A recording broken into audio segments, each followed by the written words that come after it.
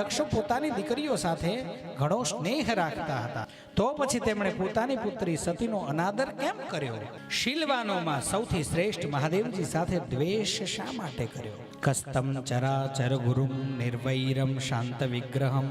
નિર્વૈર છે, કોઈની સાથે મહાદેવને ક્યારેય વેર હોય નહીં. શાંત મૂર્તિ આત્મારામ અને જગતના પરમ આરાધ્ય દેવ છે, તેમની સાથે ભલા કોઈ શા માટે વેર કરે? હે ભગવાન, તે સસરા અને જમાઈમાં એટલો વિદ્વેષ શા માટે થયો, તેને કારણે સતીએ પોતાના દુષ્ત્યજ્ય પ્રાણ સુદ્ધાનો બલિ આપી દીધો?